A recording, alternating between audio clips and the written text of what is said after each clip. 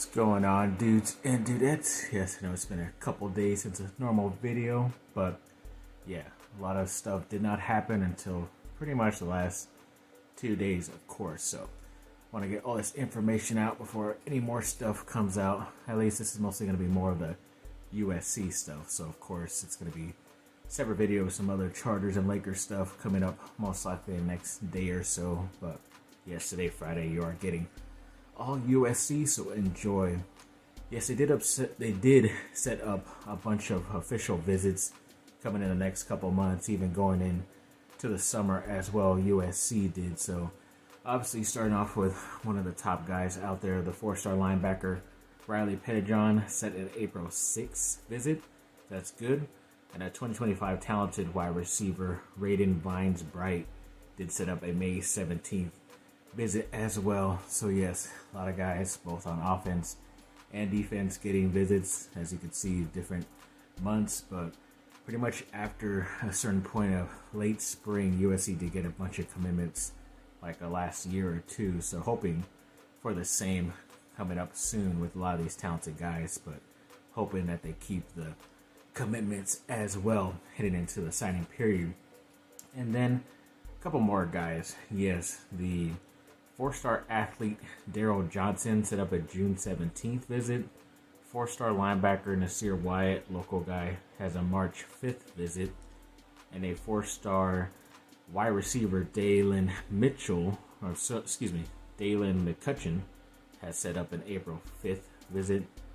And then also the 4-star defensive lineman Jarquez Carter, March 30th visit. And of course the 5-star quarterback Julian Juju Lewis set up a March 30th visit as well. And a lot of those visits are interesting. Even Lewis's, the quarterback's visit placement is interesting as well for USC because it is his last visit. So like I said, one of the players recently that it is good, I think it was Noah McHale, I believe so, that linebacker, local guy, that they're getting the last, spot and chance to be able to recruit him and have him on campus and hopefully sway his decision towards USC. Same thing with obviously their top quarterback of the future and Lewis, and a lot of these guys too, they're kind of mixed, whether they're the first visits of this player's official ones and then even the right smack dab in the middle as well. So I kind of like to prefer the last shot at it for my school to get for a lot of these guys. A lot of them did not happen that way, but yes, at least you got an official visit because they only give out a certain amount of those every single time for a player every single year in their senior year. So yes, hoping for the best.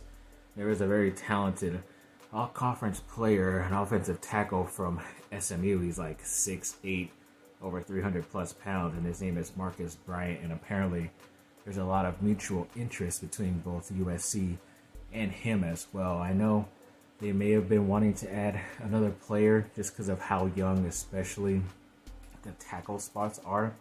And this guy is obviously a monster, 6'8", over 300 pounds, and he looks like he's still in shape, which is still pretty crazy. So hopefully he will be a nice pickup for them, maybe in the future. You never know. And I believe some news recently came out that top overall player drafted, hopefully, the USC quarterback Caleb Williams, is most likely going to head into that draft in a couple months without hiring an agent. I know a lot of guys do that in case they're willing to come back to school and all that stuff, but he's obviously not going to be doing that. And maybe he just thinks he could get it done without somebody taking, 5 to 10% of everything he does. And never understood that. Like, even actors have to hire like lawyers and obviously publicists and all that extra stuff. It's like, why can't one person be responsible for all that? Maybe he has found that one person who's helping him on the side before he gets his big,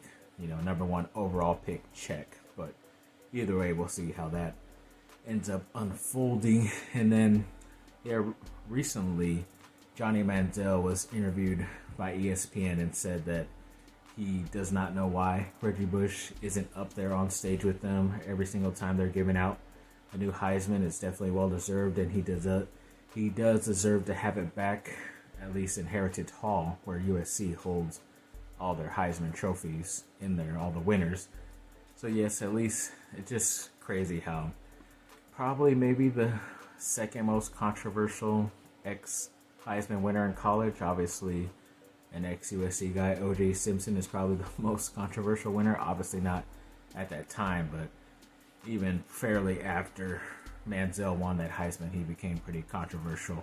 But yes, at least somebody is still at least pushing the boat, or whatever they say, planting the flag for him to get his Heisman back. So hopefully some more ex-Heisman winners do that too. There are a couple USC guys I know. Matt Leinart does it as well. I don't know if Carson Palmer, the other ex-USC quarterback, says his name a lot, but I don't know. Hopefully we'll be able to get his Heisman back, because he definitely deserves it, because he's been a pretty generational type of guy. Even guys coming barely into college now mention him as one of the best players, and they probably weren't even born at that time too, which is pretty crazy to think about.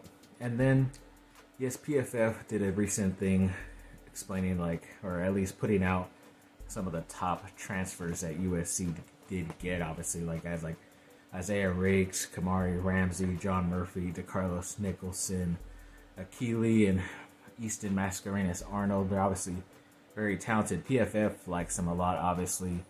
Other places like the 247s or On3 don't really rank USC's transfer class in the top like 10. I don't even know exactly where they're ranked, but it's obvious that they added talented. And like I always say, if these guys transferred to some other schools, Alabama, Ohio State, anybody else, they'd be getting way more praise than they are at USC. But hoping this coaching staff can turn that around, and with all this special talent that they did add. But when you go through, even PFF did recently release like some of their top rated transfer cornerbacks, and the new John Humphrey was ranked number 6 in that, which is pretty cool. And they also did some for the top rated safeties, and Akili Arnold was number 5, and Kamari Ramsey was number 6 on that list. So it's obvious that they are getting very talented guys. I think even other players on that, there's other lists that they have out there for PFF that they were ranked